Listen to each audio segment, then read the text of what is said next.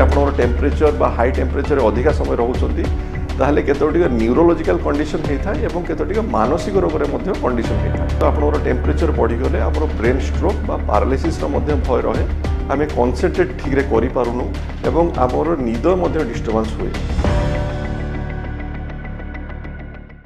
नमस्कार, मु doctor Shubhranshu Shekhar Jena, senior neurology consultant, Apollo hospital Bhubaneswar. आज आम किसी गोटे बहुत इंपोर्टेंट टॉपिक विषय डिस्कस करने आसीचु। जेमती कि आम जानिछु ब्रेन बा मस्तिष्क आम शरीर रे जोड़े भाइटाल ऑर्गन एवं भाइटाल ऑर्गन सिस्टम को से गुड़े कंट्रोल करिथाय। जेमती कि आमर हार्ट रो फंक्शन हो बा लंग्स रो फंक्शन हो से गुड़िक मध्य आमर ब्रेन कंट्रोल करिथाय। आमर बॉडी रो जोटा कि टेम्परेचर रेगुलेशन बा आपणकर हीट रेगुलेशन से गुड़िक मध्य ब्रेन कंट्रोल करिथाय। ब्रेन रो गोटे छोट पार्ट जोटा कि आमे कहू हाइपोथैलेमस सेटा आमर टेम्परेचर कंट्रोल करिथाय। जदि आमर टेम्परेचर बाहर टेम्परेचर बहुत बढ़ी जाए बा बहुत कमी जाए मध्य से गुड़िक आमर शरीर रे विभिन्न प्रकार प्रतिक्रिया करिकी शरीर रे टेम्परेचर कंट्रोल करिथाय। जेमती कि जदि आमर हीट बढ़ी जाए ताहले आमर होची ब्लड सर्कुलेशन में परिवर्तन को आनिकी बा आमर स्वेटिंग बा झाड़ अधिका बहिकी से माने आमर टेम्परेचर कंट्रोल करिथांती।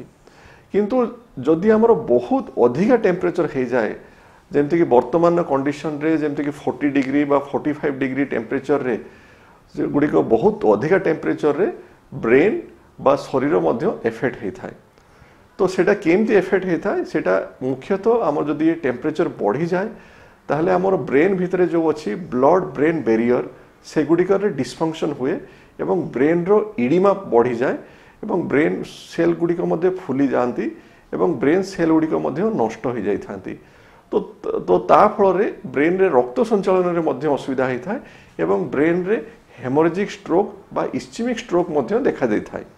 तो आमर जतेबेले आपणकर हीट बा टेम्परेचर आमर बढ़ी जाए सेतेबेले आम शरीर रे मुख्यतः 3 प्रकार आमर एफेक्ट पड़े, जोटा कि आमे कहू हीट एक्सजॉशन, हीट क्रैम्प एवं हीट स्ट्रोक। जो प्रथम दुईटी कंडीशन जेमती कि हीट क्रैम्प बा हीट एक्सजॉशन से गुड़िक आमर आउटडोर बेसिस रे आमे तांको ट्रीटमेंट करि पारिबु, से गुड़िक बेसी सीरियस नुह। किंतु जोटा कि हीट स्ट्रोक सेटा गोटे आमर गोटे मेडिकल इमरजेंसी एवं सेथिरे आमको पेशेंट को एडमिशन करिया को पड़े। तो हीट बा टेम्परेचर आम शरीर रे जोटा कि रोग दिए आमर न्यूरोलॉजिकल रोग रे आमर केमिति सेटा प्रभाव पड़े, सेटा आमर डायरेक्ट प्रभाव पड़ी पारे बा इनडायरेक्टली प्रभाव पड़ी पारे। डायरेक्ट प्रभाव रे माने आपणकर जदि आपणकर टेम्परेचर बा हाई टेम्परेचर अधिका समय रोचंती ताहले केतोटिक न्यूरोलॉजिकल कंडीशन होता है एवं केतोटिक मानसिक रोग रे मध्य कंडीशन होता है। जोटा न्यूरोलॉजिकल कंडीशन रे धन्यतु आपणकर टेम्परेचर बढ़ी गले आमर ब्रेन स्ट्रोक बा पैरालिसिस रो मध्य भय रहे बा आपणकर जदि साइकेट्रिक कंडीशन विषय आम चिंता करिबा ताहले आम इरिटेबिलिटी हो जाए, आमर एंजाइटी बढ़ी जाए, आम कॉन्सेंट्रेट ठीक रे करि पारुनु एवं आमर निद मध्य डिस्टर्बेंस हुए। तो यही गुड़िक आमर होची न्यूरोगत रोग आमर डायरेक्ट कंडीशन होता है। इनडायरेक्ट कंडीशन में जदि मु कहिबी केते गुड़िक न्यूरोगत रोग यही आमर हीट जोगु से गुड़िकर आपणकर प्रभाव बढ़ी जाए एवं से गुड़िक रोग मध्य बढ़ी जाए। जेमती कि आमर धन्यंतु आपणकर डेमेंशिया रोग जेमती कि अल्जाइमर्स रोग हो कि आमर पार्किंसन रोग हो, से रोगर जो माने रोगी थांती से वयस्क रोगी थांती एवं हीट फल रे सेमानक मध्यरे स्वेटिंग हेई बा हीट एक्सजॉशन रे सेमानकर कंसंट्रेशन कमी जाए एवं ताकर मेमोरी रे मध्य डिस्टर्बेंस होता है। एवं अन्य केतोटी रोग रे जेमती कि आमर मल्टीपल स्क्लेरोसिस रोग हो बा मायस्थेनिया रोग हो बा कतटा डीमाइलेटिंग डिजीज हो से गुड़िक मध्य आमर हीट जोगु से रोगर प्रकोप मध्य बढ़ी जाए। तो तेणु यही सब जदि रोगी आमर होची थांती न्यूरोगत रोगी से आमे तांको एडवाइस करू जे आपण हीट जदि रहुची ताहले आपणकर प्रिकॉशन नवा दरकार अछि। तो ताहले आमे कोन कोन जदि आमे प्रिकॉशन नेले आमर हीट प्रति आमर प्रभाव पड़िबो नाही से गुड़िक मध्य आम जानिबा निहाती दरकार। तो सबुठ बड़ कथा हला जदि आपण न्यूरोलॉजिकल गत रोगी रहउचंती ताहले ठीक भाव रे आपण औषध सेवन करंतु।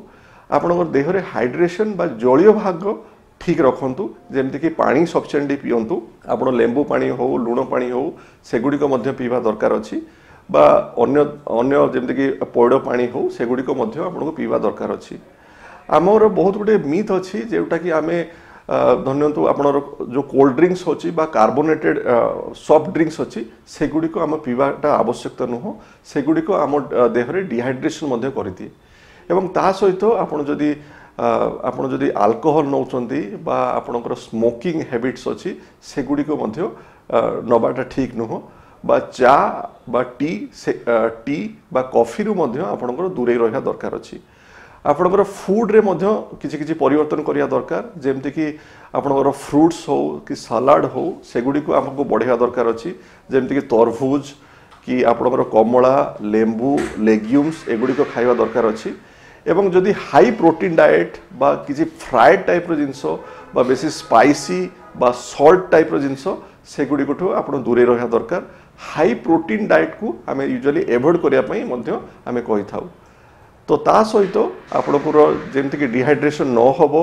आपण को खरारे बा आपणकर बेसी ये जदि आपणकर नित्यांत काम नाही ताहले न बाहर आम न्यूरोलॉजिकल रोगी मानक कही था आपण मैंने घरे रुहतु एवं घर भितर टेम्परेचर को रेगुलेट कर तो युड़िक जदि आप कारण गुड़िक मानुंट युड़िक प्रिकसन्स गुड़िक मानुंट ताहले वर्तमान जो भाया हिट अच्छी वर्तमान जो भाया गरम अच्छी सेगुड़ी आप ठीक भाव में मुकाबला करें एवं आपणकर न्यूरोगत रोग गुड़िक बढ़ो ना ता छड़ा अन्य जोड़ाक मु कहली न्यूरोगत रोग गुड़िक सेगुड़िक हेबो नाही।